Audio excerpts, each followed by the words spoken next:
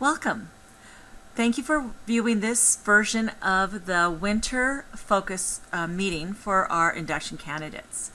At the beginning of the meeting, we asked all the people as they came in to please take a minute to reflect on how things were going now as compared to how they felt about things when we first started the program last August.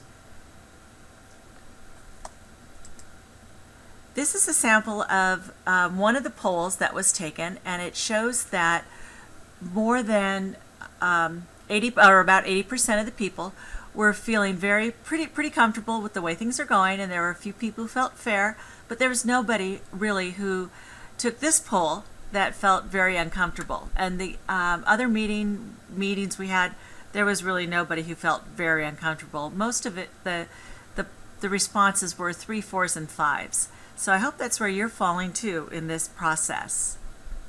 This is the Chino Valley Teacher Induction Program's Winter Inquiry Cycle Focus Group meeting. This is a mid-year meeting to touch base and discuss how far we've come and what we still have coming up ahead of us. These are the links that will be used or referenced during the meeting. They will also be located in the Google Classroom for the induction candidates. Sometimes we know that doing something new is sometimes scary because we don't know the system, but we don't grow unless we are pushed a little bit out of our comfort zone. Remember the Learning Plus One theory? This program and the Google Classroom are the plus ones. So now we're going to begin, and the outcomes for today's meetings are as follows. Participants will reflect on their first inquiry cycle for this year, whether you're year 1 or year 2. Reflect on how the artifacts and evidence of support gathered over time so far support your SMART goal. And you're going to learn how teachers who are interested are able to acquire university credits for the work done while participating in this induction program. So, at this point of the year, we are wanting to review what we've done, how we've documented it, reflected on what you did for your inquiry, and how that supports your overall SMART goal, and what we might want to do for the rest of the year to help us reach our professional goals. So, this is the mid-year check-in. Are you progressing in your program? How do you know what you've done and what you still have left to do for this inquiry cycle? Just so you know that there's a checkoff list in section 1.6 that you may use, and it's a Google Sheets, so you can rename it and adjust it any way you wish that makes sense to you. You can keep track of the dates you met with your mentor, which tools were used, and then how it corresponds to the same number in the Google Classroom, so you can keep track of where to upload it. The checkoff list is not a requirement. It is merely there to help you use as an organizational tool to help you stay organized. The graphic on this slide is intentional. We know that plants need soil, water, air, and sunlight to grow. What do you need to grow as an educator? Think about your SMART goal and your inquiry questions, and you should have done 2 so far. How did the tools you and your mentor chose to use and submitted as evidence of your practice support your inquiry question and your SMART goal? So we want to reflect on how the artifacts and evidence of progress, which is everything you have done and documented with your mentor in the induction program thus far. Do the activities and strategies that you have chosen to do they support your goal? So please, what we're going to do right now is I'm going to ask you to look at the example on the next slide and see how the activities that the candidate and the mentor chose to do support what the overarching goal and inquiry question are. So if you look at this slide, you'll see the SMART goal way over on the left, and then you will see which CSTPs it supports, and an inquiry question for this person's inquiry cycle, and then the 3 pieces of evidence of practice that you saw. And you also can see what their professional learning opportunities were and how that tied in with their SMART goal and supported what they were doing. So I want you to take a minute and look this over and see if it makes sense to you, and if you can see the waterfall effect of how those things all work together.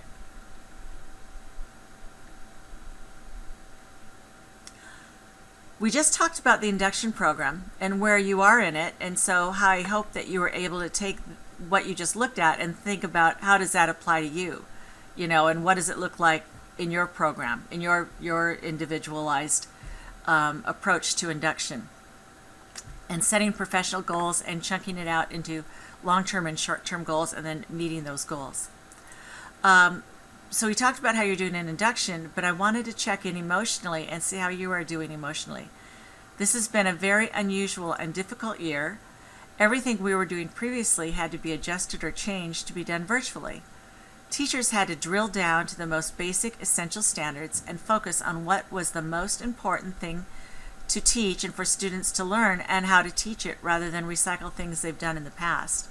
So even if you did things that you've done in the past, it had to be modified to meet the new delivery methods. All that creates stress, though, and stress leads to burnout. And that is how teachers crash and burn, and we don't want that happening to you. So, at the meeting, we asked all the teachers to read the Edutopia article that talks about teacher burnout, and during the meeting, the teachers met and discussed in breakout groups what they were doing and what they wanted to keep doing because it's helpful, and maybe some practices or habits, like nibbling chocolate all day long or something, that you might want to change. So, what I'm going to ask you to do is, in order to get credit for watching this video, please go to this Google form and complete the quick survey about this topic. And you can find the link actually for the article in your Google Classroom also.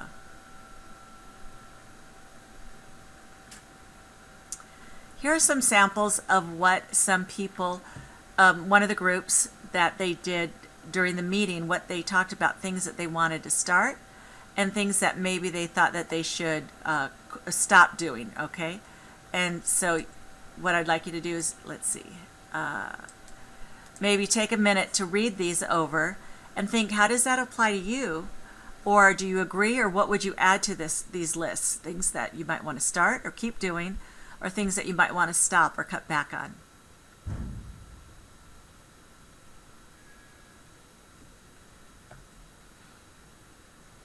So, as you are reflecting on how well you are taking care of yourself, please note that here are some self-checks. And you can read these yourself and see if you are meeting the success criteria for your self-care and your own wellness. And on the left, you see a worksheet that you might also find interesting or want to use to help organize your thoughts. And it is from the Distance Learning Playbook, and there's a link for that that's down at the bottom of this slide. However, I will also include the link in the Google Classroom, so you can access it if you choose. Not a requirement, but just a worksheet to help you if you need to make lists for things like this. Okay, so we're almost done here, and here are some program updates. So one of the things is that first inquiry cycle review is still in progress, and so we'll be doing that alongside the second inquiry review. And the second inquiry review is just about due the 26th of February, so you'll be finishing up those both and getting some feedback on what you've done so far.